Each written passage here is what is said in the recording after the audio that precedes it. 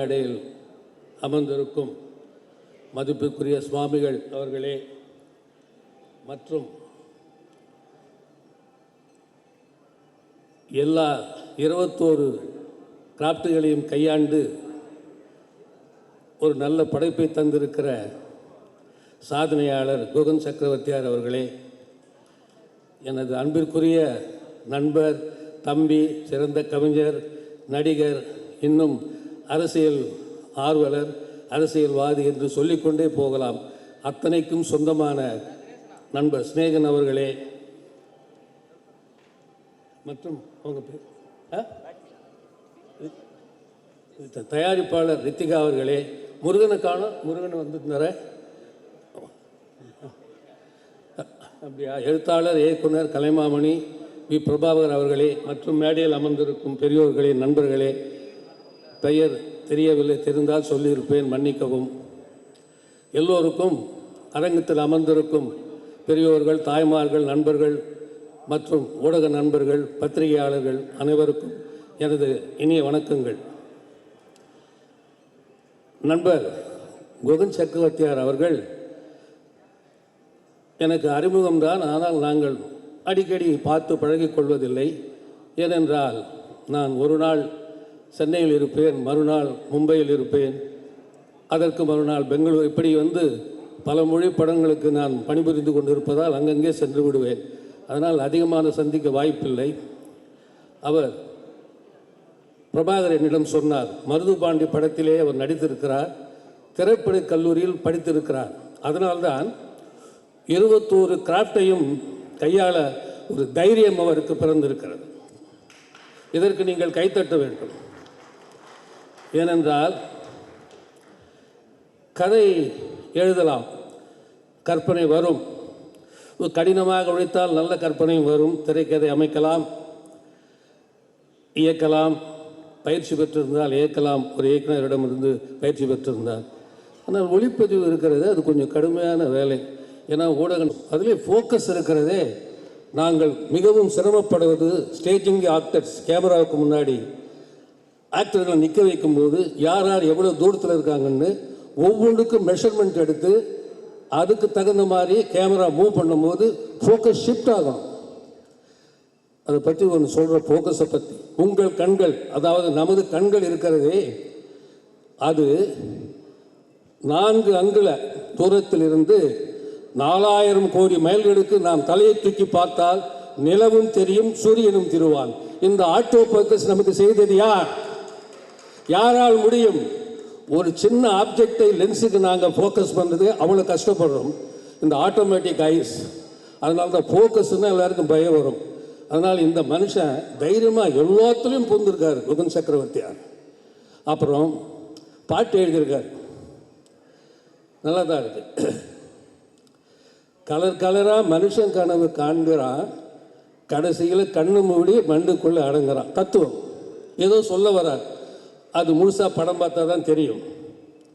இவர் என்ன ஜானரில் இந்த கதை எடுத்துக்கிட்டாருன்னு தெரியல. பேர் வந்து வங்காள விரிகுடா அப்படின்னு வச்சுருக்கார். நான் வந்து பல மொழிகளுக்கு கதைகள் எழுதியிருக்கிறேன். முதலில் ஜானர், அதாவது இலக்கியத்தில் திணை என்பார்கள், நாங்கள் அதை வகைமை என்று சொல்வோம். எந்த ஜானரில் இவர் இந்த கதையை திங்க் பண்ணியிருக்காரு, வங்காள விரிகுடா. ஹிஸ்ட்ரி பார்த்தா ஒருவேளை பெர்முடா ட்ரையாங்கிள் உங்களுக்கு தெரியும், பர்மக்கடல் எங்கே இருக்குது? அட்லாண்டிக்கில், பஹாமஸ் நாட்டுக்கு பக்கத்தில் இருக்குது. அங்கே வந்து மேலே போகிற ஃப்ளைட்ஸ் காணலை, கப்பல்கள் காணலை. இதுவரையிலும் எந்த விஞ்ஞானமும் அதை கண்டுபிடிக்கவே இல்லை. அது ஒரு மர்மக்கடல் என்று பேர். அப்படி ஏதாவது ஒரு கதையை சொல்கிறாரா? ஏன்னா தம்பி சண்முகர் வந்து என்கிட்ட சொல்லும்போது, பத்திரிகை கொடுக்கும்போது அழைப்பதை, நான் அதான் நினச்சேன், சரி போய் படம் பார்த்துருவோம், அவர்கிட்டயே குகன்கிட்டயே கேட்போம். அப்புறம் இந்த வங்காள விரிகுடா வந்து இதுக்கு சோழ ஏரின்னு ஒரு காலத்தில் பேர். 9ஆம் நூற்றாண்டில் சோழ ஏரி, சோழ கடல்னு பேர். ஏன்னா ராஜராஜ சோழன், ராஜேந்திர சோழன் காலத்தில் அவங்க வந்து கடற்படையோடு போய் ஒரு மன்னன்கிட்ட இருந்து அந்த வங்காள விரிகுடாவை ஆக்கிரமித்து தன் கைவசம் வைத்திருக்கும் போது தான் அந்த பேர் வந்திருக்கு. அது ஏதாவது சொல்ல வர்றாரா? ஒன்றுமே புரியல. சரி போயிடுவோம் பார்த்து பேசுகிறோன்னு வந்திருக்கோம். அப்புறம் பார்த்தா பாடல் வந்து இப்போ இனிக்க இசையும் போட்டிருக்காரு, அப்புறம் காஸ்டியூம்ஸ் பண்ணியிருக்காரு, எல்லாமே நல்லா இருக்குது. மொத்தத்தில் எனக்கு தெரிந்த வரையிலும் இது ஒரு கிராமப்புற வாழ்வியல் கதையாக தெரியுது. எனக்கு சமூக நீதி கேட்குறார், அது மட்டும் தெரியுது. ஆங்கிரி யங் மேனாக நடிச்சிருக்கார். ஸோ இப்படி எல்லா துறையிலும் வந்த இவர் வங்காள விரிகுடா இப்போது இவர் கைவசம் இருக்கிறார். சோழராஜன் கிட்ட இருந்த வங்காள விரிகுடா இப்போது நமது, இது ஒரு கைத்தட்டல் நீங்கள் கொடுங்க, குகன் கைவசம் இருக்கிறது. இந்த படம் எத்தனையோ படங்கள் வருகின்றன, எத்தனையோ திறமைசாலிகள் இருக்கிறார்கள். திறமைகள் பலவிதம். ஒருவர் திறமைக்கு ஒரு வெற்றி கிடைக்கும், இன்னொரு திறமைக்கு வெற்றி கொடுக்கும். எப்படின்னா திறமைகள் வந்து ஒருவர் திறமையை நீ இன்னொருத்தர் திறமைக்கு வந்து ஒப்பிட முடியாது. இது ஔவையார் எப்போவோ சொல்லி வச்சுட்டார். என்ன சொன்னார்? வான் குருவியின் கூடு வல்லருக்கு தொல்கரையான் தேன் சிலம்பி யாவர்க்கும் செமரிதாம் யாம் பெரிதும் என்றும் நீ வலிமை சொல்ல வேண்டாங்கான் எல்லாருக்கும் ஒவ்வொன்று எளிது. வான்குருவின் கூடு வேறு விஞ்ஞானி கட்ட முடியுமா? ஈச்ச மரத்தில் தூங்குறதை பார்த்துருக்கீங்களா? வல்லருக்கு பிடிக்கிற அதை யாராலும் செய்ய முடியுமா? எந்த விஞ்ஞானியும் செய்ய முடியாது. தொல் கரையான் தேன் கூடு யாரால் கட்ட முடியாது. சிலந்தி வலை யாரால் பின்ன முடியாது. அதுபோல் இவருக்கு ஒரு திறமை இருக்கிறது, அது படத்தில் காட்டியிருப்பார். இந்த படம் வெளிவந்தவுடன், அது வெற்றி பெற்றவுடன் நமக்கு எல்லோருக்கும் தெரியும். இந்த படம் மிகப்பெரிய வெற்றி பெற வேண்டும். இப்படி தைரியமாக வரும் ஒரு இளைஞர் நானும் திரைப்பட துறையில் ஜெயிப்பேன் என்று வந்திருக்கிறார். இவருக்கு நான் சொல்வது என்னவென்றால், நாம் எல்லோரும் ஆனாகட்டும், கலைமாமணி பிரபாகர் ஆகட்டும், வி பிரபாகர் ஆகட்டும், மற்றபடி இருக்கும் பெரிய புகழ்பெற்ற இயக்குநர்கள் எழுத்தாளர்களாகட்டும், இல்லை சிநேகன் ஆகட்டும், ஒன்றே ஒன்று நமக்கு பாரதிதாசன் சொல்லி வைத்துவிட்டு போயிருக்கிறார். எப்படி என்றால், உங்கள் கதைகள் சமூகத்திற்கு பயன்பட வேண்டும். அதை எப்படி சொன்னார் என்றால், சீரியனர் கொள்கையினை எடுத்துக்காட்ட சினிமாக்கள் நாடகங்கள் நடத்திடல் வேண்டும். கோரிக்கை பணம் ஒன்றே என்று சொன்னால் கொடுமை இதைவிட வேறே என்ன வேண்டும்? பாராத நல் காட்சிகளை பார்ப்பதற்கும் பழமை நிலை நீங்கி புதுமை சேர்ப்பதற்கும் ஆராய்ந்து மேல்நாட்டார் சினிமாக்கள் நாடகங்கள் செய்கின்றார், முன்னேற்றம் காண்கின்றார்கள். ஒரு நாட்டின் வேரில் உள்ள பகையை நீக்கி உட்புறத்தே புத்தொழியை சேர்ப்பதற்கும் பெருநாட்கள் முடிந்த தைரியமாக 21 கிராப்டையும் பண்ணியிருக்கிறார். எங்கள் இயக்குநர்கள் சங்கத்தில் மட்டும் உறுப்பினர், மற்ற சங்கங்களில் உறுப்பினராக இல்லை என்று எனக்கு தெரியவில்லை. அதையும் நீங்கள் கவனிக்க வேண்டும். இது எனது அன்பான வேண்டுகோள். நீங்கள் வெற்றி பெற வேண்டும். இந்த படம் மாபெரும் வெற்றி பெற்று உங்களது முயற்சி திருவினையாக வேண்டும் என்று சொல்லிக்கொண்டு என் உரையை முடிக்கிறேன். அனைவருக்கும் வணக்கம். இந்த இனிய மாலை வேளையில் இந்த மாபெரும் அரங்கத்தில் கூடியிருக்கக்கூடிய மேடையில் இருக்கும் சாதனையாளர்களும், இங்கு வருகை தந்திருக்கக்கூடிய பத்திரிகை ஊடகவியலாளர்கள், சமூக வலைதளங்களை சார்ந்த அனைத்து நண்பர்களும், வருகை புரிந்திருக்கும் சகோதர சகோதரிகள் அனைவருக்கும் எனது முதற்கண் வணக்கம். எனது அன்பிற்கும் மரியாதைக்கும் உரிய குகன் சக்கரவர்த்தி அவர்களை எனக்கு பல ஆண்டுகளாக தெரியும். அவர் திரைப்பட கல்லூரியில் பயின்றவர். முயற்சி திருவினையாக்கும் என்ற சொல்லுக்கு உதாரணமாக இருக்கக்கூடியவர். எப்பொழுது சந்தித்தாலும் அன்னை இந்த ப்ராஜெக்ட் போயிட்டுருக்கு அப்படின்னு சொல்லுவார். சினிமாவை பற்றி தான் பேசுவார். ஒரு செகண்ட் கூட வேறு எதுவுமே பேச மாட்டார். அது ஒரு போராளி. அவரை நான் எப்பொழுது பார்த்தாலும் ஒரு கலை போராளியாகத்தான் பார்ப்பேன். மிகவும் நேசிக்கக்கூடிய ஒரு அன்பு சகோதரர். அவரின் இந்த வங்காள விரிகுடா படைப்பில் அவருடைய முழு திறமையும் அவர் செலுத்தியிருக்கிறார். குறிப்பாக சொல்ல வேண்டுமென்றால், திரைப்படத்தில் நடிக்கக்கூடிய கதாநாயகன் யார் என்று கேட்டால், ஒரு உதாரணம், மரியாதைக்குரிய இயக்குனர் எம் பாரதிராஜா அவர்கள் நடிகர் கார்த்திக் அவர்களை முதலில் தேர்வு செய்து அழைத்து சென்றார். உங்களுக்கெல்லாம் தெரிந்திருக்கும் நடிகர் கார்த்திக் அவர்கள் மிகப்பெரிய நடிகர் முத்துராமன் அவர்களுடைய வீட்டு பையன், பார்ன் வித் சில்வர் ஸ்பூன், பிறந்ததிலிருந்தே மிகவும் செல்வாக்கோடு வளர்ந்தவர். அவரை அழைத்து சென்று அவரிடம் பாரதிராஜா சார் சொன்னது, இன்னையிலேருந்து நீ ஒரு பஃபூன்,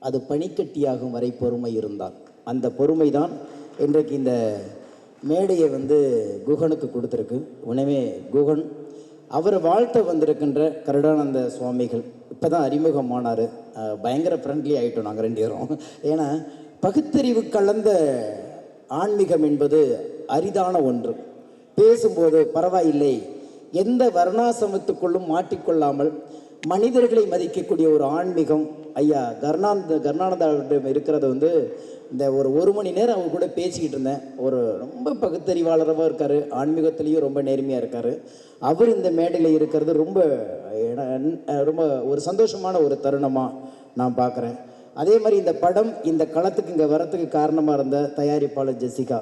ஏன்னா அவங்க வந்து இன்றைக்கி வந்து குகன் கூட உட்காந்துக்கிட்டு அவ்வளோ வேலைகள். என்னை வந்து ஒரு வாரத்துக்கு முன்னாடி என்னை வந்து பார்க்க வந்தாங்க. அப்போ சொன்னாங்க, மாப்பிள்ளை யாரை கூப்பிட்றனே தெரில, எல்லாம் தேர்தல் நேரமாக இருக்குனாங்க. நாங்களும் எல்லாரும் முயற்சி பண்ணோம். 2 விஷயம், ஒன்று தேர்தல் பிரபலங்களை பயமுறுத்தியது, இன்னொன்று கலைஞர் அரங்கம் பயமுறுத்தியது. ஏன்னா எதுக்குள்ளேயும் மாட்டிக்க கூடாதுங்கிற ஒரு எச்சரிக்கையிலேயே குகன் மீது உள்ள நட்பும் அவன் மீது உள்ள மரியாதையும் அக்கறையும் இருந்தால் கூட இந்த நேரத்துக்குள்ளே இந்த வளாகத்துக்குள்ளே வந்தால் எங்கே நிறமாறி போய்விடுமோங்கிற ஒரு பயம் அநேகமாக ஒரு 50-60 பேர்த்துக்கிட்டனாவது நம்ம தொடர்பு கொண்டிருப்போம்னு நினைக்கிறேன். அப்போ தான் சொன்னார், மாமாப்பிள்ளை யாருமே வேண்டாம், நம்மளை நம்பி யார் வராங்களோ உட்கார வச்சு நம்ம பண்ணுவோன்னாரு. அப்போ நான் சொன்னேன், 21 டிபார்ட்மெண்ட் நீ கையில் எடுத்துட்ட, நான் கூட வேண்டாம், இந்த கையில் கொடுத்து இந்த கையில் வாங்கடா, அதுதான்டா வெற்றி. ஏன்னா உனக்கு நீ அவனை விட என்னை யார் உன்னை நம்ப போகிறா அப்படின்னு சொல்லிட்டு இருந்தோம். அந்த மாதிரி அவ்வளோ தன்னம்பிக்கை. அதே மாதிரி அண்ணன் சண்முகமாக இருக்கட்டும், பிரபாகரனாக இருக்கட்டும், அங்கே இருக்கிற இயக்குனராக இருக்கட்டும், தயாரிப்பாளராக இருக்கட்டும், எல்லாருமே வந்து நட்பு ரீதியாக இங்கே வந்தோடனே அவர்களுடைய பிரியமானவர்களாக மாறி மேடைக்கு வந்திருக்காங்களே தவிர இங்கே வர வரைக்கும் இந்த மேடையை அலங்கரிப்பதற்காக யாரையும் கூப்பிடவில்லை. குகன் என்னத்தை சம்பாரிச்சாரோ என்னன்னு எனக்கு தெரியாது, ஆனால் மனுஷங்களை நிறைய சம்பாரித்து வச்சுருக்கான். எந்த பக்கம் போனாலும் சரி, எப்படி தான் இவனால் அந்த உற்சாகமாக இருக்கும் அப்படின்னு தெரியவே தெரியாது. அவ்வளோ உற்சாகமான ஆள். எப்போ கேட்டாலும் பகிரங்கமாக ஏதோ ஒரு டால்பின் சவுண்டில் பேசுகிறது மாதிரி தான் அவன் குரல் இருக்கும். எனக்கு அதை பார்த்தீங்கன்னா நீங்கள் இப்போ டவல் டயலாக்லேயே பார்த்துருப்பீங்க. இதையெல்லாம் மீறி சினிமா ஒருத்தனை மிகப்பெரிய அச்சுறுத்திக்கிட்டே இருக்கும். நம்மளாம் சினிமாவுக்கு சிரமப்பட்டு இன்னும் உதவி இயக்குனராகவே, இன்னும் சாதாரண துணை நடிகர்களாகவே 5 வருஷம் 6 வருஷம் போராடிட்டு முடியாமல் மறுபடியும் தன் சொந்த ஊருக்கே திரும்ப முடியாமலும் இந்த ஊரில் வாழ முடியாமலும் எத்தனை பேர் இங்கே நாடோடியாக தெரிஞ்சுக்கிட்டு இருக்கிறோம். அப்போ ஒரு சலிப்பு வந்துடும் சினிமா மேலே. ஆனால் இத்தனை வருட காலம் அவங்க அப்பா கிட்ட பேசிட்டு இருந்தபோது ஏறத்தாழ ஒரு 30 வருஷமாக கஷ்டப்படுறான் ஐயா. இப்போ தான் அவங்க அப்பாவையும் பார்த்தேன். எங்கள் ஊர்லன்னா ஏதாவது அவனுக்கு செஞ்சு கொடுத்துருவேன், எங்களுக்கு சினிமாவில் யாரையுமே தெரியாதுயா. ஊரில் எதையோ ஒன்று செஞ்சு கொடுத்துருவேன், ஆனால் இந்த ஊரில் சினிமாவில் எங்களுக்கு என்னையா செய்ய முடியும்? ஏதோ ஆசைப்பட்டான், ஏதோ பண்ணுறானோ, வந்துட்டான், மேடை வரைக்கும் வந்துட்டான், இதுக்கப்புறம் கடவுள் கொடுத்த வரோம் அப்படின்னு சொல்லி அவங்க அப்பா சொல்லும்போது தான் தெரிஞ்சு இந்த மாதிரி அம்மா அப்பாக்கள் அமைவதே சினிமாக்காரங்களுக்கு கொடுத்து வச்ச வரம். போய் ஜெயிக்கலைன்னா மரியாதையாக மாடு மேய்க்க வாடா, கல்யாணத்தை பண்ணுடா, வீரில் இருல, வயக்காட்டை பாடுறான்னு சொல்லி விரட்டிட்டு இருக்கிற அம்மா அப்பாவுக்கு பற்றியில் ஆசைப்பட்டுட்டல போ எதுவாவது பார்த்துன்னா. எங்கள் அம்மா அப்பாவை பற்றி நான் ஒரு கவிதை எழுதியிருக்கும்போது அந்த வரிகள் தான் அப்பாவை பார்க்கும்போது யாகம் வந்துச்சு. உங்களுக்கு என் மீது பாசம் இல்லை, அதனால் முதல் குழந்தையாக பெறவில்லை. இப்படி ஒரு கவிதை ஆரம்பிச்சிருப்பேன். ஏன்னா நான் கடைசி பையன், 8வது பையன். அதில் ஒரு வரி சொல்லியிருப்பேன், எது எப்படியோ நீங்கள் எனக்கு எதுவுமே செய்யவில்லை, எனக்கான சிந்தனைகளையோ என்னுடைய பிரியங்களை நீங்கள் பகிர்ந்து கொள்ளவில்லை, நான் எது செய்தாலும் அமைதியாகவே இருந்தீர்களே, அதற்காக நன்றின்னு சொல்லி இந்த கவிதையை முடிச்சிருப்பேன். ஒரு நீண்ட கவிதை. அதனால் அவன் என்ன செய்கிறானே தெரியுமோ தெரியாதில்லை, அமைதியாக இருந்து அவனுக்கான வழியை திறந்து விட்டதுனால நிஜமாக நீ விழுந்து விழுந்து வணங்க வேண்டியது அம்மா அப்பா அக்கா கால்களில் தான். ஏன்னா எப்போதுமே ஒரு சகோதரியை பாசம் சகோதரனுக்கு தான் தெரியும். அதுங்க பார்க்கும்போது பார்த்தோம், ஒரு தோழமையோடு அவங்க அரவணைத்து அந்த பாசத்தை இந்த மேடையில் வரத்துக்கொண்டு என் தம்பி ஏறி நிற்கிறான், என் அண்ணன் ஏறி நிற்கிறாங்கிற அந்த பாசங்கிறது வேறு. எனவே இது ஒரு வித்தியாசமான ஒரு விழா. எனக்கு இதில் என்ன இன்னும் கொஞ்சம் மரியாதை உண்டு குகன் மேல் அப்படின்னா, உங்களுக்கெல்லாம் தெரியும் தஞ்சாவூரில் பேராவூரணிங்கிற மாவட்டத்திலேயே அங்கே குருவிக்கரம்பை சண்முகம் அவங்க வம்சாவளியில், அதாவது ஒரு வகையில் பெரியப்பா முறைன்னு நினைக்கிறேன் உங்களுக்கு, அந்த வம்சாவளியில் அவர் யாருன்னா இந்த தலைமுறைகளுக்கு தெரியாதுன்னு நினைக்கிறேன், மற்ற பத்திரிகையாளர்களுக்கு நிறைய தெரியும். ஐயா பாக்கியராஜ் மூலியமாக தான் ஒரு பாடலாசிரியராக இருந்தார். அவர் வந்து நம்ம கல்லூரியில் வந்து தமிழ்துறை தலைவராக இருந்தார், பச்சையப்பன் கல்லூரியில் இருந்தார்னு நினைக்கிறேன். அவர் எழுதின முதல் பாட்டு, கவிதை அரங்கேறும் நேரம் மலர் கணைகள் பரிமாறும் தேகம், இந்த மாதிரி புகழ்பெற்ற பாடல்களை பாடிய ஒரு கவிஞனின் அந்த ரத்தத்திலேருந்து அந்த உணர்விலேருந்து வந்ததுனால எனக்கு குகன் மேலே ரொம்ப எனக்கு பாசம் உண்டு. எப்படி வந்து சொந்த படம் எடுத்து கண்ணதாசன் ஐயா நஷ்டத்தில் போனாரோ, சொந்த படம் எடுத்து எப்படி மேத்தா ஐயா நஷ்டத்தில் விழுந்தாரோ, அதே போல் ஒரு காலகட்டத்தில் சொந்த படம் எடுத்து குருவிக்கரம்பை சண்முகம் ஐயாவும் ஒரு இழப்பை சந்தித்தார். ஆனாலும் தன் முன்னவர்கள் இழந்ததை பின்னவர்கள் பிடிப்பது என்பதுதான் காலத்தின் கட்டாயம். இந்த காலம் என்னை துரத்தி கொண்டே இருந்தாலும் என்னுடைய இலக்கு ஒன்றுதான் அப்படிங்கிற அந்த ஒற்றை கோரிக்கையில் ஓடி வந்து இந்த இடத்துல நிற்கிறான். இந்த படம் நல்லா இருக்கு, நல்லா இல்லை, அதெல்லாம் நான் எதை பற்றியுமே பேச மாட்டேன். உழைப்பவன் இறைவனின் பிள்ளை, உழைப்பவன் தோற்பதே இல்லை. நீ ஜெயிச்சிட்ட, வாழ்த்துக்கள். ரொம்ப நன்றி சார். அடுத்ததாக நெட்ஃப்ளிக்ஸ். பெரியோர்களே, பத்திரிகை நண்பர்களே, எனக்கு மேடை பேச்சு பழக்கம் இல்லை. நாங்கள்னா மார்க்கெட்டிங் அப்படி தான் இருந்திருக்கிறோம். அப்படி இருந்தாலும் வந்து குகன் வந்து எனக்கு வந்து ஒரு 2 வருடமாக நல்ல பழக்கம். நம்ம என்ன சொல்லுவோன்னா, வானமே எல்லமோ கடலுக்கு எல்லை மாதிரி வங்காள விரிகுடா எடுத்திருக்காரு. ஆனால் அவருக்கு எல்லையே கிடையாது, 21 ஃப்ரேம் எடுத்திருக்காரு. ஆக்சுவலி வந்து லிமிட்லெஸ் குகன் நம்ம சொல்லலாம். நம்ம வந்து வீட்டில் வந்து நம்ம சமைக்கும் போது கூட பார்த்திங்கன்னா, சாம்பார் வைக்கும்போதோ இல்லை குழம்பு வைக்கும்போதோ உப்போ காரமோ கம்மியாகலாம். ஆனால் வந்து அவர் எல்லாத்தையுமே வந்து கலந்து பண்ணியிருக்காருன்னா, ஒரு டைரக்ஷன், ஃபோட்டோகிராஃபி, மியூசிக்கு, சிங்கிங்கிறது இட் இஸ் நாட் அ ஜோக்குங்க. ஏன்னா ஒரே ஒரு ஆள் வந்து எல்லாத்தையும் பண்ணுறதுங்கிறது வந்து மிகப்பெரிய சாதனை. அது எனக்கு என்ன வருத்தமாக இருக்குன்னா, நம்ம பத்திரிக்கையாளர்களால் நம்மளாம் யாருன்னு தெரியல, நம்மளாம் வந்து அவருக்குலாம் வந்து ஒரு ஆப்பர்ச்சுனிட்டிஸ் தர மாட்டேங்கிறோம், வெளியே கொண்டு வர மாட்டேங்கிறோம். ஏன்னா இவர் இந்த மாதிரி கலைகள்லாம் நம்ம வெளியே கொண்டு வரணும். வெளியே கொண்டு வந்தால் தான் நம்மளுக்கு தெரியும். பிகாஸ் அவர் இது மட்டும் இல்லை, அவருக்கு இருக்க நிறைய திறமைகள் இருக்கிறது. இது வந்து நம்ம என்கரேஜ் பண்ணால் தான் அவர் திறமை வெளிவரும். ஸோ அதனால் வந்து குகனுக்கு இந்த படத்துக்கான வாழ்த்துக்கள்லாம் தெரிவித்து கொண்டு அமர்கிறேன். தேங்க்யூ. வங்காள விரிகுடா இசை வெளியீட்டு விழாவிற்கு வந்திருக்கும் அனைவருக்கும் வணக்கம். ஊடகத்துறை நண்பர்களுக்கும் இணையதள நண்பர்களுக்கும் வலைதள நண்பர்களுக்கும் மேடையில் அமர்ந்திருக்கும் ஸ்னேகன் சார், குருஜி கருடானந்தா அவர்களுக்கும், குகன் சார் இந்த படத்தின் தயாரிப்பாளர், டைரக்டர் மற்றும் 21 கிராஃப்ட்களை சிறப்பான முறையில் செய்திருக்கிற நமது ஹீரோ அவர்களுக்கும் மாலை வணக்கம். நம்மால் இன்றைக்கி ஒரு துறையில் வேலை பார்ப்போம். அந்த துறையில் இருக்கிற வேலையுமே எங்களால் சரியாக பார்க்க முடியல. ஐயோ எனக்கு டென்ஷன், ஐயோ பிரச்சனை, என்னால் எதையுமே செய்ய முடியல அப்படின்னு ஒரு சின்ன விஷயத்துக்கே நம்மலாம் பயங்கரமாக எமோஷனல் ஆகும். நமக்கு நிறைய டென்ஷன் இருக்கும். அப்படிப்பட்ட இதே காலகட்டத்தில் 21 துறைகளையும் சிறப்பான முறையில் ரொம்ப அழகாக படமாக்கியிருக்காங்க. இந்த படத்தை வந்து நல்ல முறையில் மக்கள்கிட்ட கொண்டு சேர்க்கிறது மீடியா நண்பர்கள் அனைவரையும் ரொம்ப பணிவோடு கேட்டுக்கிறேன். தயவுசெய்து மக்களுக்கு இதை ஒரு சரியான முறையில் கொண்டு போய் கொடுத்தீங்கன்னா இந்த படம் பெரிய வெற்றி பெறத்துக்கு நீங்கள் பெரிய சப்போர்ட்டாக இருப்பீங்க. மேலும் மேலும் வங்காள விரிகுடா கடலை எப்படி நம்மளால் அளவிட முடியாதோ அதே மாதிரி நம்ம குகன் சாரோட திறமைகளையும் இதுதான் அப்படின்னு நம்மளால் அளவிட முடியாது. வங்காள விரிகுடா படம் மேலும் மேலும் வளர்கிறதுக்கும் பெரிய வெற்றிகளை பெறதுக்கும் இங்கே வந்திருக்கிற அனைவரும் அன்பான முறையில் வாழ்த்தணும்னு வேண்டி கேட்டுக்கிறேன். நன்றி. இந்த இசை வெளியீட்டு விழாவினுடைய கதாநாயகன் குகன் சக்கரவர்த்தி அவர்களுக்கும் அவருடைய குடும்பத்தார் அவர்களுக்கும் என்னுடைய வணக்கத்தை தெரிவித்துக் கொள்கின்றேன். மற்றும் கருடானந்த சுவாமிகள் அவர்களுக்கும் என்னுடைய வணக்கத்தை தெரிவித்துக் கொள்கின்றேன். இந்த விழாவினை சிறப்பு விருந்தினராக பங்கேற்றுக் கொண்டிருக்கும் நம்மளுடைய பாடலாசிரியர் மற்றும் கதாசிரியர்கள், ப்ரொடியூசர்கள் அனைவருக்கும் என்னுடைய வணக்கத்தை தெரிவித்துக் கொள்கின்றேன். இங்கே குழுமியிருக்கக்கூடிய நண்பர்கள், திரையுலக நண்பர்கள் மற்றும் பத்திரிகையாளர்களையும் என்னுடைய வணக்கத்தை தெரிவித்துக் கொள்கின்றேன். இந்த வங்காள விரிகுடாவை பற்றி நான் பேசணும் அப்படின்னா 2 வார்த்தையில் சொல்லிடலாம். இந்த படம் 21 கிராஃப்ட் குகன் சக்கரவர்த்தியால் உருவாக்கப்பட்ட படம். என்னை போல வாழாதீங்க, இந்த 5 தலைவர்கள் போல வாழுங்க அப்படின்று ஒரு சிறப்பான கருத்தை மக்களுக்கு எடுத்து சொல்லியிருக்கிறார் குகன் சக்கரவர்த்தியார். இந்த படத்தை நான் ப்ரீவியூ ஷோ பார்க்கும்போது மிக சிறப்பாக இருந்தது.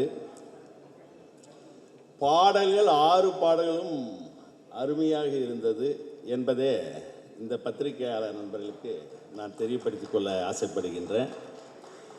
மற்றும் இந்த ஏன்னா நம்ம பேசுறது புதுசு மேடைக்கு, அதான். ஸோ குகன் சக்கரவர்த்தியாருடைய திறமைகள் என்பது இந்த படத்துக்கு அப்புறம், ஆஃப்டர் ரிலீஸுக்கு அப்புறம், இந்த படம் ரிலீஸ் ஆனதுக்கு அப்புறம் தமிழகம் எங்கும் பாராட்டப்படும் அப்படின்றதுல எல்லளவும் சந்தேகம் இல்லை. இந்த படத்தை ரெட் ஜெயின் நிறுவனத்துக்கு நாங்கள் போய் பேசணும். பேசி படம் பார்த்தாங்க. படம் அவங்களுக்கு பிடிச்சிருக்கு. இந்த படத்தை ஒரு வாரம் அல்லது 2 வார காலத்திற்குள் ரெட் ஜெயின் நிறுவனம் வெளியிடும் என்பதையும் மகிழ்வோடு தெரிவித்துக் கொள்கின்றேன். நன்றி, வணக்கம். அனைவருக்கும் வணக்கம்.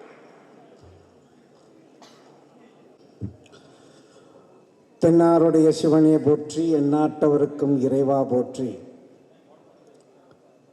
காவாய் கனகத்திரளே போற்றி, கைலை மலையானே போற்றி, தென்னாருடைய சிவனே போற்றி அப்படின்னு சொல்லக்கூடிய நம்மெல்லாம் இந்தியாவில் இருக்கக்கூடிய, தென்னிந்தியாவில் வாழ்ந்திருக்கக்கூடிய தமிழர்களுடைய பண்பாட்டிலும் கலாச்சாரத்திலும் நம்மெல்லாம் இருந்து கொண்டிருக்கின்றோம். அதில் இன்றைய தினம் குகன் சக்கரவர்த்தி அவர்கள் ஒரு மிகப்பெரிய 21 முயற்சி ரொம்ப எடுத்திருக்கிறாரு. ஒரு தனிப்பட்ட மனிதன் வாழ்வாதாரத்தில் நாம் எந்த துறையில் இருக்கின்றோமோ அந்த துறையில் நமக்கு பிடித்த விஷயங்களை செய்யக்கூடியது தான் ஸ்கிரிப்ட். நம் மனிதர்கள் உணர்ந்து மாதா பிதா ஃபிலிம்ஸ்னு வச்சிருக்கிறார். நம் அனைவருக்குமே மாதா பிதா குரு தெய்வம் சொல்லுவோம். அதில் குகன் சக்கரவர்த்தி நான் பல ஆண்டுகளாக அவருடைய நட்பில் இருக்கின்றேன். இன்னொன்று என் அண்ணான்னு தான் சொல்லுவார், நான் தம்பின்னு தான் சொல்லுவேன். இந்த படம் பல நாட்களுக்கு முன்பே எடுக்கப்பட்டது. ஆனால் சில பேருக்கு இந்த ஆன்மீக கலையில், இந்த சினிமா ஃபீல்டில் இருக்கிறவங்களுக்கெல்லாம் ஒரு பெரிய எந்த ஒரு பேக்ரவுண்டும் இல்லாமலையும் அவங்களுடைய முயற்சி, அவங்களுடைய வெற்றி காண்பது எப்படின்னா, சிநேகன் ஐயா எப்படியெல்லாம் இந்த சினிமா துறையில் அவருடைய எழுத்துக்களும் பாடல்களும் அவருடைய முன்னேற்றத்திற்கு ஒவ்வொருவரும் முயற்சி செய்தால் மட்டுமே வெற்றி பெற முடியும். அந்த வகையில் இந்த வங்காள விரிகுடாவினுடைய படத்தை ஒரு நாள் குகன் சக்கரவர்த்தியினுடைய வீட்டுக்கு நான் போயிருந்தேன். அப்போ எனக்கு போட்டு காமிச்சார். சாமி, நான் படம் எடுத்துக்கிறதெல்லாம் பாருங்கள், எப்படி இருக்குன்னு சொல்லுங்கள் சாமி அப்படின்னு சொன்னார். சத்தியமாக சொல்கிறேன், எனக்கு படமே ஒன்றுமே புரியல. எல்லா படங்களும் ஒரு வித்தியாசமாக இருக்கும். அப்துல் கலாமுடைய அந்த நிகழ்ச்சியெல்லாம் நீங்கள் பார்க்கணும். அந்த படம் என்ன அதெல்லாம் காமிக்கல, ட்ரெய்லர் அது கூட காமிக்கல. அதில் ஒரு சீன் காமிச்சிருந்தா கூட நல்லா இருந்திருக்கும்னு நினைக்கிறேன். அப்துல் கலாமுடைய இறுதி சடங்குகள் அதனுடைய நிகழ்ச்சியெல்லாம் ரொம்ப தத்துரூபமாக அந்த படம் எடுக்கப்பட்டிருக்கிறது. ஆனால் படம் எனக்கு புரியல. ஆனால் 2 வாட்டி போட்டு பார்க்குறேன், திரும்பியும் எனக்கு புரியல. 3வது வாட்டியும் பார்க்குறேன். அப்புறம் பக்கத்தில் உட்கார வச்சுட்டு ஸ்கிரிப்ட் எல்லாத்தையும் பேசி என்ன பண்ணுறீங்க, இது என்ன பண்ண போகிறீங்க, இது ஏன் இது முன்னாடி ஏன் சேர்க்கல, இது ஏன் பின்னாடி, எனக்கு என்ன சினிமா ஃபீல்டை பற்றி நமக்கு ஒன்றும் தெரியாது. இருந்தாலும் அந்த படத்தை பார்க்கின்ற பொழுது 1 முறைக்கு 2 முறையாக பார்க்கின்றேன். 3வது முறை தான் எனக்கு கொஞ்சம் புரிகிறது அந்த படத்தினுடைய கதை. அப்படி நுணுக்கமாக ஒவ்வொரு விஷயங்களும் நல்ல முறையில் செஞ்சிருக்கிறாரு. படம் ரொம்ப ரொம்ப எல்லாருக்கும் பிடிக்கும். ஏன்னா ஒரு காலகட்டத்தில் கதை, திரைக்கதை, வசனம், டைரக்ஷன் நிறையா பண்ணக்கூடியவர்கள் பாக்யராஜ் ஐயா அவர்கள் மற்றும் டி ராஜேந்தர் அவர்கள். அப்படி தான் நம்மெல்லாம் பார்த்துருப்போம். இந்த காலகட்டத்தில் இன்றைய தினத்தில் 21 ஸ்கிரிப்டை வச்சு ஒரு டைரக்ஷன் பண்ணுறாரு, படத்தை எடுத்திருக்கிறாருன்னா, ஏன்னா அன்றைய காலகட்டத்தில் சினிமா எடுப்பது ரொம்ப சுலபமாக இருந்தது. அதனால் பாக்யராஜ் அவர்கள், டி ராஜேந்தர் அவர்கள் எல்லாம் வெற்றி பெற்றார்கள். இன்றைய காலகட்டத்தில் இந்த வங்காள விரிகுடாவுடைய 21 ஸ்கிரிப்டை வச்சு பண்ணியிருக்கிறாருன்னா, அவர் எப்படி இந்த சினிமாவில் பாக்யராஜ், ராஜேந்தர்களெல்லாம் எப்படியெல்லாம் அவங்க வளர்ந்தார்களோ உழைப்பை போட்டு, அதுபோல இன்றைய காலகட்டத்தில் குகன் சக்கரவர்த்தி வெற்றி பெற்றிருக்கிறார் என்பதுதான் எனக்கு மிகப்பெரிய பொருத்தமாக அமையும். நிறைய கலைஞர்கள் சினிமா துறையில் ரொம்ப கஷ்டப்பட்டுட்டு இருக்கிறீங்க. அவங்களுக்கெல்லாம் என்னுடைய ஆன்மீக ரீதியாக சொல்லக்கூடிய ஒரே ஒரு விஷயத்தை மட்டும் உங்களுக்கு உணர்த்தி கொண்டு சொல்லுகிறேன். நீங்கள் எந்த துறையில் வேணாலும் இருங்க, கலைத்துறையில் பல கலைத்துறைகள் இருக்கிறது. அதில் கேமராமேனாக இருக்கலாம், அசிஸ்டன்ட் டைரக்டராக, அப்புறமா திரும்பி டைரக்டராக மாறலாம், வீடியோகிராஃபராக இருக்கலாம், ஃபோட்டோகிராஃபராக இருக்கலாம், தொழில்நுட்ப வல்லுநர்களாக இருக்கலாம். நீ எந்த தொழிலை ஒரு தொழிலை எடுக்கிறியோ அது கடைசி வரை அந்த தொழிலில் மட்டும்தான் நீங்கள் இருக்கணும். அப்போ தான் நீங்கள் இந்த சினிஃபீல்டில் ஜெயிக்க முடியும். கொஞ்ச நாள் என்ன பண்ணுறீங்கன்னா நடிக்க போயிடுறீங்க, சில நாள் என்ன பண்ணுறீங்க இன்னொரு துறைக்கு போயிடுறீங்க. அதனாலேயே நிறைய கலைஞர்கள் இன்னும் வடபழனியில் சுற்றிட்டு தான் இருக்கிறீங்க. அதுக்கு காரணம் என்னன்னா, உங்களுடைய முயற்சி உண்மையாலுமே இருக்குது. உங்களுடைய இன்வால்வ்டு சப்ஜெக்ட், அந்த சப்ஜெக்டை வெளியில் கொண்டுட்டு வர்றதுக்கு முயற்சி பண்ணுறீங்க. ஆனால் அந்த சப்ஜெக்டு நீங்கள் எதில் ஒரு முயற்சியாக இருக்கிறீங்களோ அந்த சப்ஜெக்டாகவே இருக்கணும். அப்படிப்பட்ட இருந்து தான் குகன் சக்கரவர்த்தி இருந்த 2 கொரோனா பீரியட்லலாம் நான் ஃபோன் பண்ணி கேட்பேன், குகன் எப்போ படம் ரிலீஸ் பண்ண போகிற, எப்போ ஆடியோ ரிலீஸ் பண்ண போகிற சொல்லுவார். சாமி பண்ணிடலாம் சாமி, அடுத்த மாதம் பண்ணிடலாம் சாமின்னு. அப்படி சொல்லி எனக்கு 2 வருஷம் ஆக்கிட்டாரு. நான் என்னடா இவ்வளோ நாள் தள்ளி போயிட்டே இருக்கு இந்த படம், ஏன் இந்த மாதிரி பண்ணிட்டு இருக்கிறாரு அப்படின்னு கேட்கும் பொழுது சினேகன் ஐயா அதை கரெக்டாக சொன்னார்.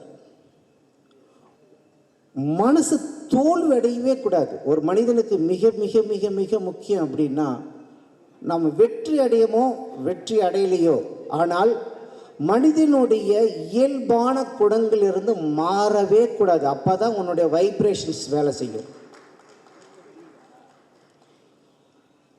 அதற்கான நேரம் காலம் உங்களுக்கு இறைவன் கண்டிப்பாக கொடுப்பார். நான் என்னுடைய சப்ஜெக்டில் சொல்லுவேன், என்னுடைய சசங்கில் சொல்லுவேன், இந்த பிரபஞ்சத்தினுடைய மிக முக்கியமாக இருக்கக்கூடிய நம் இந்த பிரபஞ்சத்தை பார்க்கக்கூடிய சக்தி மாதா பிதா மட்டும்தான். அந்த மாதா பிதா சப்ஜெக்டில் சொல்லுவேன், ஒரு வயசுலேருந்து 12 வயசு வரைக்கும் அம்மா கையை பிடிப்போம். 12 வயசுலேருந்து 22 வயசு வரைக்கும் அப்பா கையை பிடிக்கணும். 22லேருந்து 32 வரைக்கும் தன் மனைவி கையை பிடிக்கணும். 32லேருந்து வாழ்நாள் முழுவதும் உன்னுடைய குருநாதர் கையை பிடிக்கணும். அதுக்கு தான் நம்மளுடைய மூதாதையர்கள் தாத்தன் பாட்டன் முப்பாட்டன் சொல்லி கொடுத்தா மாதா பிதா குரு தெய்வம்னு சொல்லி கொடுத்தாங்க. அந்த இந்த நிகழ்ச்சியில் மாதா பிதாவை முன்னாடி உட்கார வச்சு குரு என்ற ஸ்தானத்தை எனக்கு கொடுத்து இந்த விழாவை சிறைப்படுவதற்காக என்னை வரவழைத்த குகன் சக்கரவர்த்திக்கும் இந்த கலைஞர்கள், இங்கே வந்திருக்கக்கூடிய தொழில்நுட்பனுடைய கலைஞர்களும் ப்ரொடியூசராக இருக்கலாம், எந்தெந்த சினித்துறையில் இருக்கிறீங்களோ அவ்வளோ பேரும் இங்கே வந்திருக்கிறீங்க. உண்மையை சொல்லப்போனால் நீ ஜெயிப்பதற்கு ஒரே ஒரு மந்திரம் இருக்கிறது. நீங்கள் எல்லாரும் நீ எவ்வளோ கஷ்டப்பட்டிருந்தாலும், இது குகன் கூட கஷ்டப்பட்டு தான் இருந்தார். நீங்கள் ஜெயிக்கிறதற்கு யார் தெரியுமா மிக வெற்றி பாதையில் அவங்கள ஜெயிக்க வைக்கிறது? எல்லா ஆத்மாக்கும் சிறந்த ஆத்மாவாக இருக்கக்கூடிய உன்னுடைய மாதா பிதா மட்டும்தான் உங்களை ஜெயிக்க வைக்க முடியும். அது ஸ்நேகன்ஜி அதை சொன்னார்.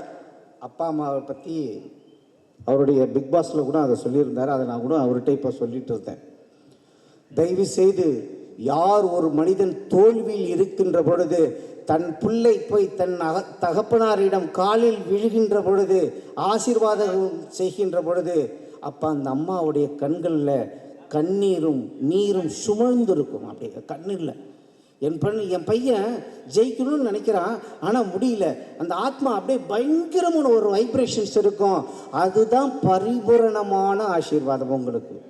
அந்த எடுத்து விபூதி விடுவாங்க பாரு, அந்த நேரம் கண்ணில் கலங்கிட்டு இருக்கும். என் பையன் ஜெயிக்கலை, என் பையன் தோத்துட்டு இருக்கிறான், இவனை எப்படியாவது ஜெயிக்க வைக்கணும்னு சொல்லக்கூடிய அந்த தாரக மந்திரத்தினுடைய வைப்ரேஷன் தான் உங்களை ஜெயிக்க வைக்கும். அதனால இங்கே வந்திருக்கிற கலைஞர்கள் பல ஊரிலிருந்து, தஞ்சாவூர்லேருந்து வந்திருக்கிறார், குகன்ஜி கூட தஞ்சாவூர்லேருந்து எல்லாம் இங்கே வந்து நிறைய கலைஞர்கள், தொழில்நுட்பத்தில் இருக்கக்கூடியவர்கள், ப்ரொடியூசர்கள் நிறைய பணத்தை போட்டுட்டு படம் எடுத்துட்டு பாதி படம் எடுக்க முடியல சுவாமின்னு புலம்புறவங்க எல்லாருக்கும் ஒன்று தான், அம்மா அப்பா அம்மா காலில் போய் விடுங்க, கண்டிப்பாக உங்களுக்கு ஒரு பெரிய வெற்றி கிடைக்கும். இது உணர்ந்து இல்லை, இந்த பிரபஞ்சம் அதுதான் சொல்கிறது. சக்தியினுடைய பிரபஞ்சத்தினுடைய சக்தி மாதா பிதா தான் இந்த பிரபஞ்சம் ஒன்று இயக்கிறது. அதுக்கு இந்த பஞ்சபூதங்களும் உங்களுக்காக சப்போர்ட் பண்ணும். அதனால் இந்த படங்கள் மிக நுட்பமாக செய்யப்பட்டிருக்கக்கூடிய இந்த வங்காள விரிகுடானுடைய படம், அதுவும் கலைஞர் அரங்கத்தில் நடைபெறுதுன்னு பத்திரிகையில் பார்த்தேன். என்ன வேற கலைஞர் அரங்கத்தில் கூப்பிட்டுருக்கிறாரு அப்படின்னு சொல்லியிருந்தேன். இருந்தாலும் எதுக்காக இதை சொல்கிறேன்னா, நம்மெல்லாம் ஆன்மீகத்தில் இருக்கோம், இங்கே திராவிடத்தினுடைய சபையில் நடக்கிறது. இருந்தாலும் நம்மளை கூப்பிட்டுருக்கிறார், நம்ம போய் தான் ஆகணும் என்ற கட்டாயத்தில் வந்திருக்கிறேன். இருந்தாலும் எல்லாருக்கும், எம்ஜிஆருக்கும் சேர்த்து தான் சொல்கிறேன், கலைஞருக்கும் சேர்த்து தான் சொல்கிறேன், அவங்க செய்த தொழிலினுடைய பக்தி, அவங்களுடைய முன்னேற்றத்திற்கான பக்தி எதில் இருந்ததுன்னா அந்தந்த தொழிலில் அவங்கவுங்க சிறப்படைந்தார்கள். அதனால்தான் அவர்கள் வெற்றி அடைந்தார்கள். அதனால தான் இந்த உலகம் அவர்களை பாராட்டுகின்றது என்ற விதத்தில் இந்த விஷயத்தை உங்களிடம் தெரிவித்து கொண்டு வங்காள விரிகுடா வெற்றி பெற எனது பரிபூரணமான ஆசீர்வாதங்களும், அவங்களுடைய அப்பா அம்மா, அவங்களுடைய சகோதரிகள்லாம் வந்திருக்கிறாங்க, அவங்களுடைய ஆசீர்வாதத்திலும் இந்த படம் மிகப்பெரிய வெற்றி அடைய வேண்டும், பல படங்கள் எடுக்க வேண்டும், அவர் இன்னும் பல விஷயங்களை இந்த உலகத்திற்கு திரையுலகம் மூலமாக அவர் சிறப்படைய வேண்டும் என்று எல்லாம் அல்ல இறைவனை வேண்டிக் கொள்கிறேன். அதுவும் எனக்கு அவர் வீட்டுக்கு நான் அடிக்கடி போவேன் சார். எதுக்கு போவேன்னா, கொடைக்கானலில் ஒரு மகாலட்சுமி டெம்பிள் ஒன்று இருக்குது. அதுக்கு ஒரு பாட்டு ஒன்று எழுதி வச்சிருக்கிறாரு. உண்மையை சொன்னேன், நீங்கள் ஒரு வாட்டி கேட்டு பாருங்கள் அவர்கிட்ட. அவ்வளோ அருமையாக வச்சுருப்பார். இது எப்படி தான் வாசிப்பார். மகாலட்சுமி கையிலே வாசித்து அந்த பாட்டை அவ்வளோ அருமையாக பாடுவார். அம்பா மகாலட்சுமிக்கு அந்த பாடல் ஏற்றி வச்சிருக்கிறாரு. அதை எப்போ ரிலீஸ் பண்ண போகிறோம்னு தெரியல. மிக விரைவில் கொடைக்கானலில் இருக்கக்கூடிய அந்த மகாலட்சுமிக்கு மிகப்பெரிய அந்த விழா எடுக்கணும்னு சொல்லியிருக்கிறார் குகன் சக்கரவர்த்தி. அப்புறம் அதுக்கு அடுத்தது சிநேகன் ஐயா. நீங்கள் மென்மேலும் வளரணும். உங்களுடைய பாடல்கள், உங்களுடைய திரைக்கதைகள் நிறைய, உங்களுடைய வளர்ச்சி குறுகிய காலமாக இருந்தாலும் இந்த சினிமா துறையில் நீங்கள் மேல்மேலும் வெற்றி பெற எனது பரிபூரணமான ஆசீர்வாதங்கள். அதுக்கடுத்தது அண்ணாமலை சாருக்கும் என்னோட பரிபூரணமான இல்லை டைலாக் சொன்னேன். சண்முகசுந்தர் சார் அவருக்கு மற்றும் இங்கே வந்திருக்கக்கூடிய ஐயா பிரபாகர் சாருக்கு மற்றும் அங்கே வந்திருக்கக்கூடிய சுந்தரம். அடுத்து இந்த படம், இன்னொரு படம் அவர் ரெடியாக வச்சுருக்கிறாரு. அந்த படம் கூட மிக விரைவில் சர்வசுந்தரம் படம். ஆமாம், ஜெமினி சார். அந்த படம் ரிலீஸ் ஆகிறதுக்கு மிக விரைவில். ஆமாம், அடுத்த குகன் சக்கரவர்த்தியினுடைய அடுத்த படம் மிக விரைவில் எடுக்க போகிறாரு. அந்த டைட்டில், அந்த படத்தினுடைய டைட்டில் என்ன அப்படின்னா, சிவனடியார்.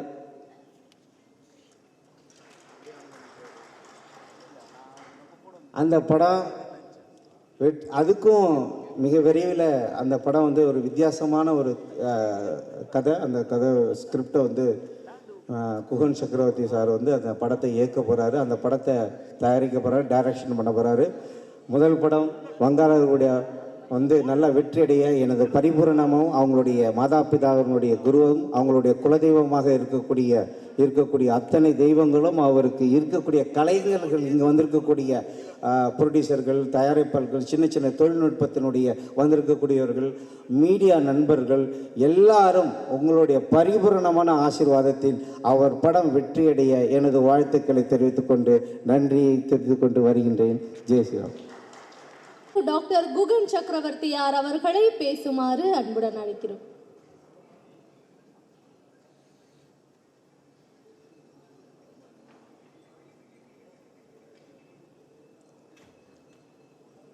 எல்லாருக்கும் வணக்கம்.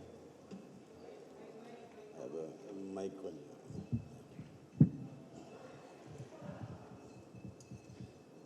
உங்க எல்லாருக்கும் வணக்கம். நிகில் என்ன பெரிய முதலாளி அவர்.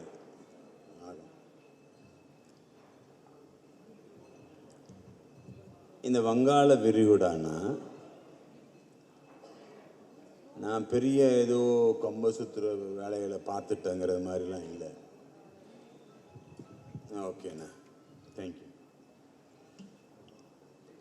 இது எனக்கு பிடிச்ச ஒரு விஷயத்தை நான் வெளியில் கொண்டு காட்டுறது எனக்கு ஒரு சந்தோஷம். இந்த 5 பேர், கலைஞர், டாக்டர் கலைஞர், முதலமைச்சர் அம்மா, முதலமைச்சர் எம்ஜிஆர் அவர்கள், அண்ணா அவர்கள், ராமேஸ்வரம் கடற்கரை ஓரத்தில் இருக்கிற அப்துல் கலாம் ஐயா அவர்கள், இந்த 5 பேரையும் ஒரே போஸ்டரில் கொண்டு வரணுங்கிறதுக்கு மட்டும் யோசித்த படம் தான் இந்த வங்காள விரிகுடா. அதில் கிழக்கே உதிக்கும் சூரியனை கடவுளாக நினைப்பதுண்டு. உச்சியில் இருக்கிற சூரியனை பல பேர் வெயில்னு திட்டுவதுண்டு. மறையும் பொழுது சூரியனை மனசார ரசிப்பதுண்டு. சூரியனுக்கே அந்த நிலைமை, மனுஷனுக்கு நிலைமைங்கிறது இந்த படத்தோட கரு. இந்த டாக்டர் ஏபிஜே அப்துல் கலாம் அவர்களின் கனவு காணுங்கள் என்ற திருவாசகம் திரைப்படமாக்கப்பட்டுள்ளது. அவர் சொன்னது மாதிரி இந்த ப்ராஜெக்டில் என்ன மாதிரி வாழாதீங்க, அவங்கள மாதிரி வாழுங்கன்னு படம் எடுத்திருக்கிறேன். எப்படின்னா,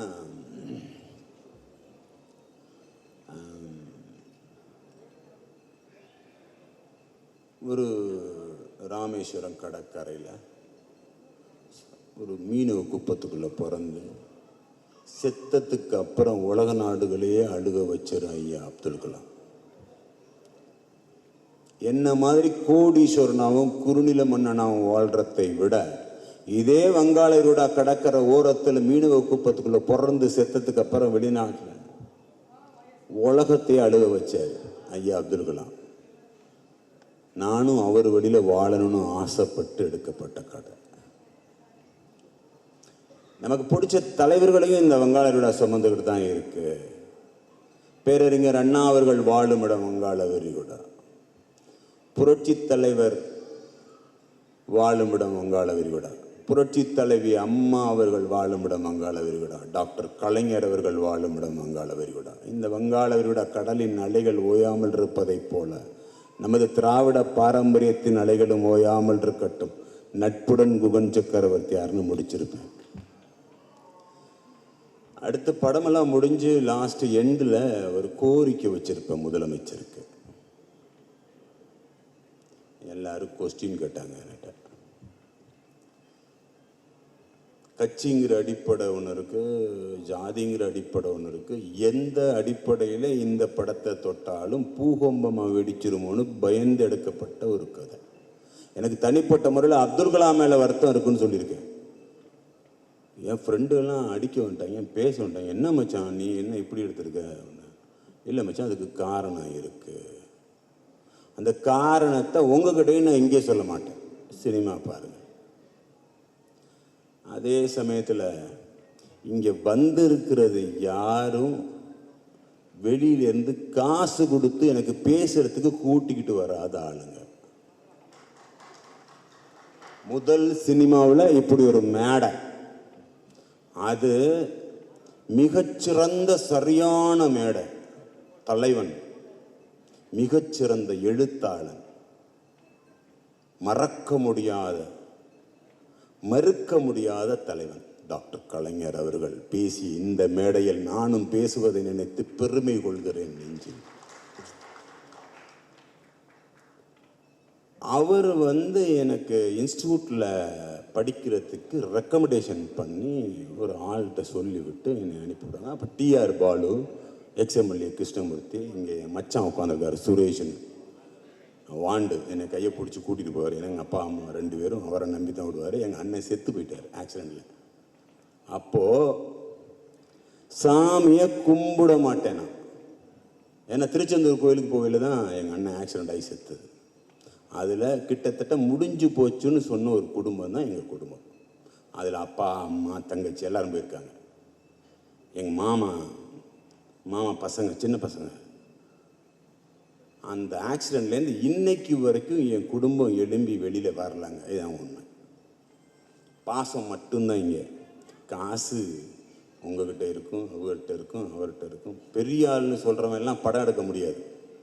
அறிவு இருக்கிறவன், சாதிக்க வைக்கணும் மற்றவங்களேன்னு நினைக்கிறவன் எடுக்கிறது தான் இங்கே படம். நல்ல பாம்பும் படம் எடுக்கும். நல்ல மனிதர்கள் மேக்சிமம் இங்கே வர்றது கஷ்டம். அறிவாளிக வர்ற இடம். அப்படி ஒரு மேடை இந்த மேடை. எனக்கும் நல்லா பேச தெரியுதுன்னு நினைக்கிறேன், சந்தோஷப்படுறேன். அதில் ஒரு கோரிக்கை வச்சிருக்கேன். இந்த படத்தில் கிளைமேக்ஸ் எண்டு,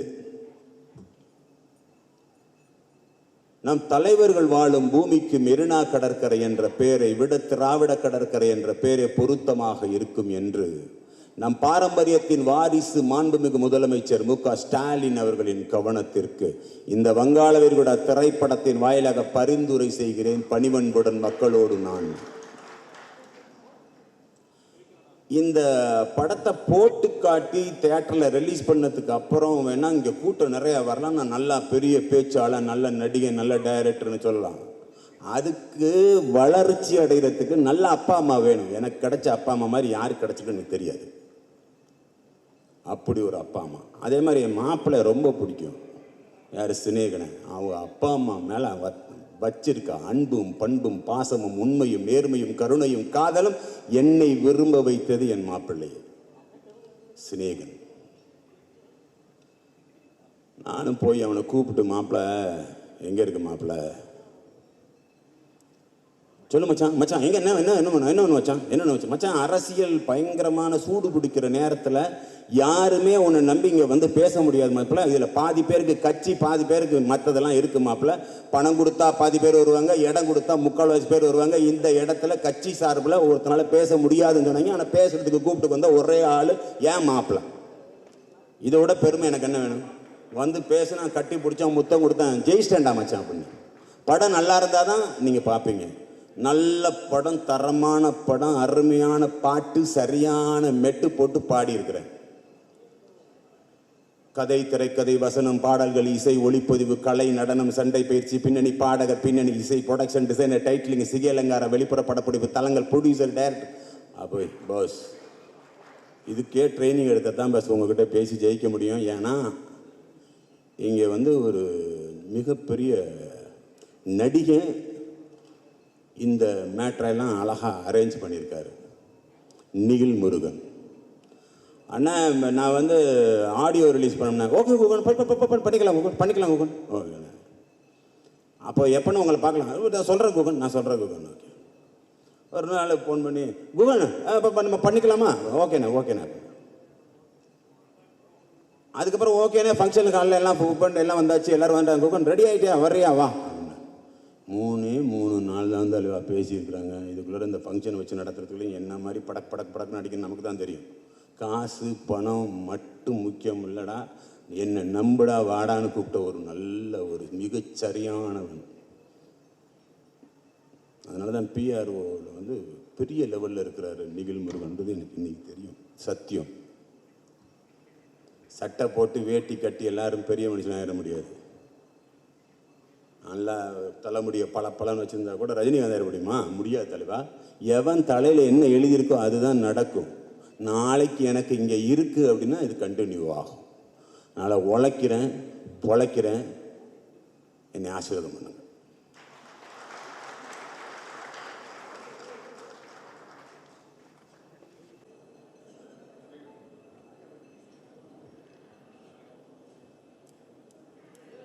வங்காள விரிகுடா படத்தின் இசைத்தட்டை திரு கருடானந்த சுவாமிகள் அவர்கள் வெளியிட டாக்டர் குகன் சக்கரவர்த்தியார் அவர்களின் தாய் மற்றும் தந்தை பெற்றுக்கொள்கிறார்கள்.